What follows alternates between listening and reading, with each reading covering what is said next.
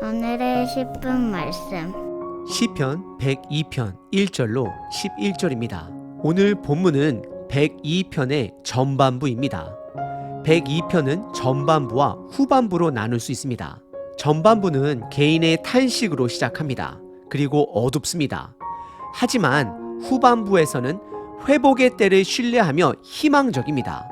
오늘 본문은 왠지 욥의 고백처럼 느껴지기도 하고 때론 바벨론의 포로기에서 고통의 시간을 인내하고 있는 이스라엘 백성들의 모습으로 보여지기도 합니다.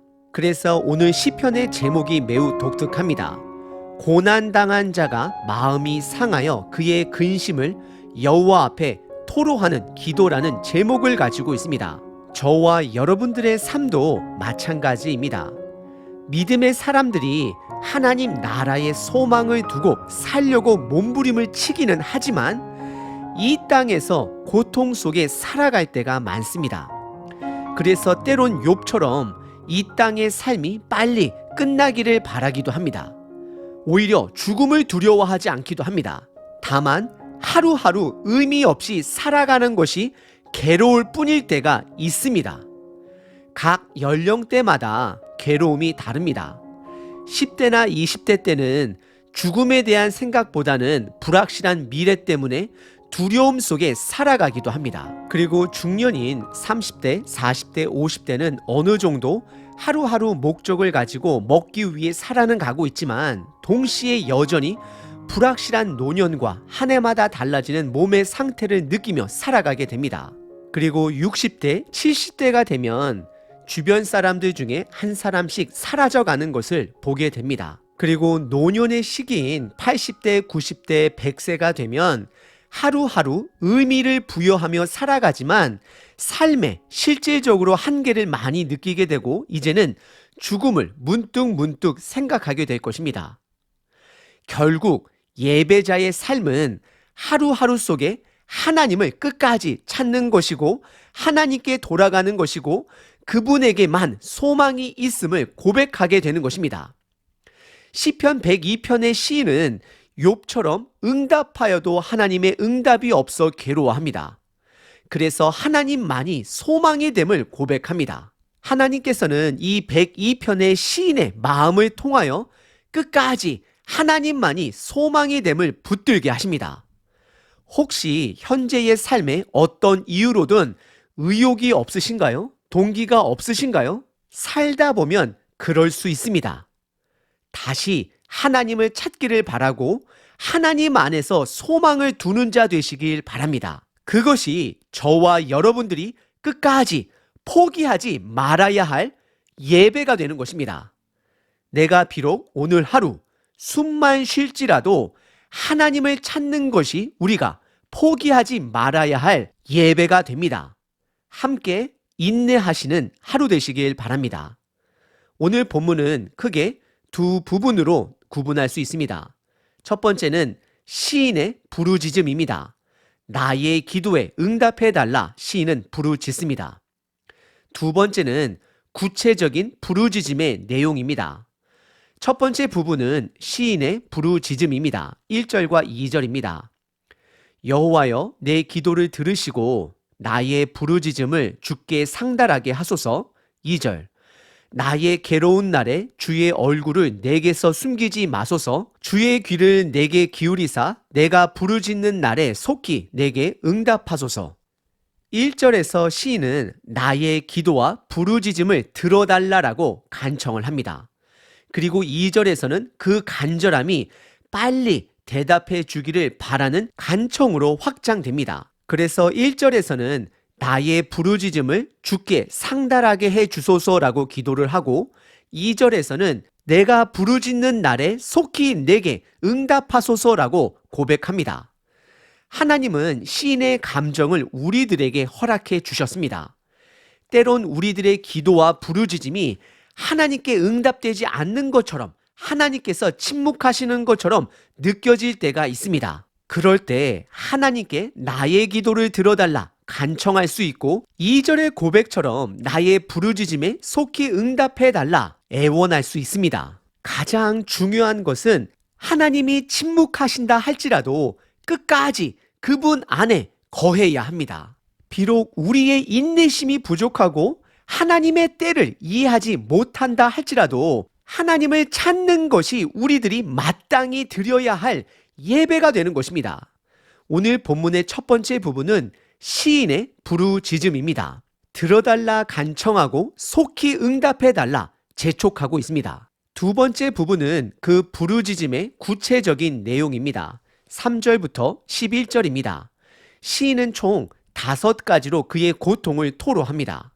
내 날이 연기같이 소멸하며 내 뼈가 숯같이 탔음이니이다. 4절 내가 음식 먹기도 잊었으므로 내 마음이 풀같이 시들고 말라버렸사오며 5절 나의 탄식 소리로 말미암아 나의 살이 뼈에 붙었나이다. 6절 나는 광야의 올빼미 같고 황폐한 곳에 부엉이 같이 되었사오며 7절 내가 밤을 새우니 지붕 위에 의로운 참새 같으니이다. 8절 내 원수들이 종일 나를 비방하며 내게 대항하여 미칠 듯이 날뛰는 자들이 나를 가리켜 맹세하나이다. 9절 나는 죄를 양식같이 먹으며 나는 눈물 섞인 물을 마셨나이다. 10절 주의 분노와 진노로 말미암음이라 주께서 나를 들어서 던지셨나이다. 11절 내 날이 기울어지는 그림자 같고 내가 풀에 시들어짐 같으니이다 라고 고백합니다. 시인은 구체적으로 5가지의 그의 고통을 부르짖습니다. 첫 번째는 3절에 본인의 삶이 연기와 같다라고 고백을 합니다. 욥기서 5장에 보시면 욥 또한 동일한 고백을 하게 됩니다. 우리 삶의 의미를 찾지 못할 때, 소망이 보이지 않을 때, 하나님이 침묵하신다라고 느껴질 때 우리의 삶은 연기와 같습니다. 그래서 시인은 본인의 삶이 연기와 같이 사라질 것이며 본인의 뼈가 숯과 같이 탔다, 즉 불타는 고통으로 가득함을 토로하고 있습니다. 그리고 두 번째는 4절에 본인의 삶이 풀과 같이 시들어 말라버렸다라고 고백을 합니다. 삶의 생기를 잃어버렸음을 고백하고 있는 것입니다. 삶의 동기가 상실되었음을 고백합니다. 그리고 세 번째는 5절에 육체적 고통을 드러냅니다. 시인은 그의 탄식 소리가 원인이 되어 살이 뼈에 붙었다라고 호소합니다. 그리고 네 번째는 6절과 7절에 욥처럼 고립되고 외로움을 시인은 토로합니다. 시인은 새 2종류로 그의 상태를 표현합니다. 올빼미와 부엉이 같이 되었다라고 고백을 합니다. 이 두 새의 공통점은 밤을 지새우고 떼를 지어다니는 새가 아니라 홀로 있는 것이 특징입니다. 시인은 외로움을 고백하고 있습니다. 그리고 마지막 5번째는 8절에 적들의 조롱으로 인해 고통을 호소합니다. 그들이 누가 되었던 주변 사람들이 시인을 비방합니다. 다시 한번 시인의 고통 5가지를 정리해보면 첫 번째, 연기와 같은 삶이다 고백하며 소망이 보이지 않음을 토로합니다. 두 번째는 풀과 같이 시들어버렸다, 즉 죽음만을 남겨두고 있음을 고백합니다. 세 번째는 그의 탄식으로 인해 살이 뼈에 붙을 정도로 육체적 고통을 호소합니다. 그리고 네 번째는 올빼미와 부엉이처럼 고립되고 외로움을 토로합니다. 마지막 5번째는 적들의 조롱으로 괴로워함을 토로합니다. 그리고 9절서부터 11절까지는 시인이 이 모든 고통이 하나님으로부터 왔음을 고백합니다.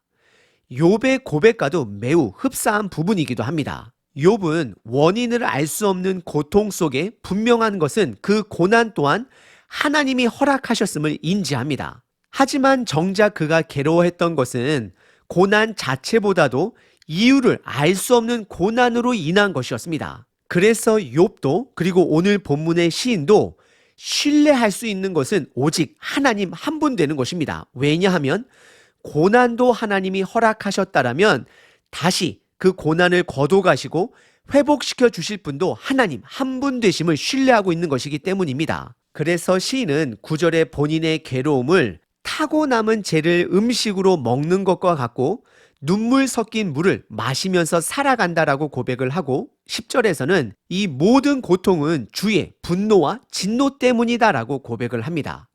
주님이 나를 던지셨다라고 고백을 합니다. 그리고 11절에서는 본인에게 이제 남은 것은 죽음뿐이다라고 고백을 합니다. 결국 시인이 고백하는 것은 주님만이 그를 회복시켜 줄 수 있음을 고백하고 있는 것입니다. 그래서 12절서부터는 회복시켜 주실 하나님의 때를 신뢰하는 고백으로 이어집니다. 오늘 본문의 두 번째 부분은 부르짖음의 구체적인 내용입니다. 우리들의 인생은 길면 약 100년 정도 될 것 같습니다. 여러분들의 인생 속도는 현재 몇인가요? 50, 60, 70, 80이신가요? 가면 갈수록 속도는 더 빨라집니다. 결국 이 땅에 태어나 우리들의 육신의 장막이 무너지기 전까지 한 가지 반드시 배워야 하는 것은 하나님만이 우리의 소망됨을 깨닫는 것입니다. 그것을 일찍 깨달을수록 복된 삶을 사는 자들이 됩니다. 혹시 오늘 본문의 시인처럼 괴로움 속에 계신 분들이 계신가요? 함께 원망도 하나님 안에서, 괴로움도 슬픔도 하나님 안에서, 그래서 끝까지 그분 안에 거하시는 저와 여러분 되시길 바랍니다. 365일 기도문입니다. 시편 42편 5절. 내 영혼아, 내가 어찌하여 낙심하여 어찌하여 내 속에서 불안해하는가? 너는 하나님께 소망을 두라. 그가 나타나 도우심으로 말미암아 내가 여전히 찬송하리로다. 나의 주 하나님 아버지, 아침에 일어나 기쁨보다 탄식이 앞섰다면 주를 바라보길 원합니다. 가뿐함보다 무거운 몸으로 일어났다라면 더욱더 주님을 바라봅니다. 나의 건강과 나의 마음과 나의 영혼의 주인은 오직 주님 되심을 고백합니다. 어제까지 나를 짓누르고 있던 모든 아픔과 근심을 주님께 올려드립니다. 잊고 싶은 것을 잊지 못하는 무능력함을 용서하소서. 정리하고 싶지만 정리되지 않은 나의 탐욕을 용서하시고 아버지 앞에 나의 인간적인 욕심과 집착을 내려놓고 회개합니다. 아버지여, 나를 불쌍히 여기소서. 오늘 나의 소망이신 아버지를 찬양합니다. 이 찬양이 넘쳐날 때에 나의 모든 낙심이 물러갈 줄 믿습니다. 나의 희망 되시는 예수 그리스도의 이름으로 기도합니다. 아멘.